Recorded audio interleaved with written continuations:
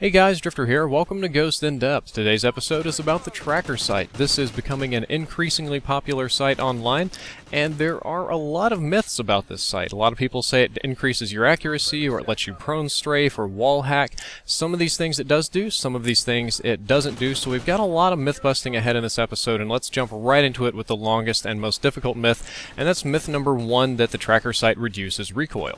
So normally in science you would have to prove this when you make the claim, but YouTube isn't science, and this is Nadeshot's favorite site, and he made a video saying that the tracker site reduces recoil. A lot of people believed him, a lot of people felt it, and there's a reason for that, and unfortunately it's kind of backwards. I am trying to prove a negative, prove that it does do nothing, so while I was out of it a little while back, J-Hub ran some tests for me. You'll find his channel linked down there in the description, and we're going over the test right now. We're actually going to double test the AK-12 because it's got a very tight pattern. We can fit 2 of them on these vans. He likes to be efficient with his testing, but what I found testing a variety of different guns, both myself and these that J-Hub recorded, is that the tracker sight has no effect on your recoil at all. And a lot of you are going to say, wait, but I feel it and it feels better, and I have an explanation for that in just a minute. It doesn't increase the recoil, it does not decrease the recoil, and it doesn't change it. Occasionally you could get a funny pattern out of a gun with a certain sight in other Call of Duty games, and pretty much every gun that I tested showed absolutely nothing, with the exception of the Vector. We did one test with the Vector, which I'm going to show you in a minute, and we got a really weird pattern out of it. This didn't happen again, but it might have, well, it is probably the definition of a fluke because the recoil patterns are somewhat random, but for the sake of accuracy I thought I would show it to you in case it is somehow not a fluke or some of you have seen a similar recoil pattern. But in this case the accuracy was worse, or the recoil, but what you're feeling is a change in view. So when you aim down sights with a regular gun on regular iron sights like submachine gun MTAR, you zoom in, and if you noticed you could see the hole in on that Union sign before I zoomed in, and now you can't, and when I zoom back out, well, you can still see it. However, with the tracker sight you have no field of view zoom, no zoom whatsoever, so when you're shooting at somebody your sight apparently shakes less, kind of like when you put an ACOG sight on a regular gun, it feels like it's kicking more because you're zoomed in more and you can see more of the shake. Myth number 2 is that the tracker sight lets you prone strafe, and prone strafing in Call of Duty, anyway, when you go prone you're not supposed to be able to strafe while aimed down sights. You're not able to shoot while you're moving side to side.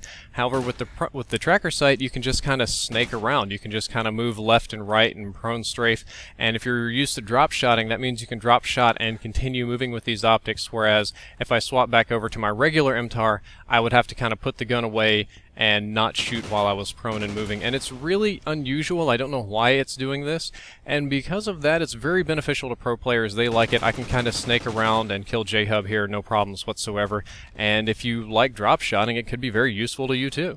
Myth number 3 is that you can kind of wall hack with this. If the head is showing, the whole body will highlight behind the wall, but I can disprove that very easily. There's J-Hub hiding back over there, his head sticking over, but his body isn't going to be highlighted. It only highlights the portion of the body showing, highlights it pretty well in yellow so you can see them easily, but it doesn't wall hack, it doesn't show you what they're standing behind or anything like that. The next myth is that you can see people through smoke, and this one's kind of cool. This one's absolutely true. I can't see him at all as is with the regular irons, but with the tracker sight it highlights him through the smoke, no problems.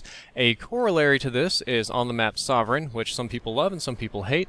It says that you can see people through the HALON gas, and that's kind of like the KEM strike or the missile barrage. It's your ultimate kind of tool on this map, is you sabotage the plant and you flood it with HALON gas, and when you do that you can't see very much unless of course you have the tracker sight. With the tracker sight it works just like with the smoke. You can see your enemies near, close, far away. It's probably not as useful in close range because you still have their names pop up. However, if you're like really far away and trying to control a corridor in Sovereign with the smoke going on, you can see them much easier with the tracker sight at long distances. I mean, if I might actually just build a class with the tracker sight every time I play this map just in case something like that happens. So now that we've cleared up what the tracker sight does and does not do, you can make up your own mind on how useful it is.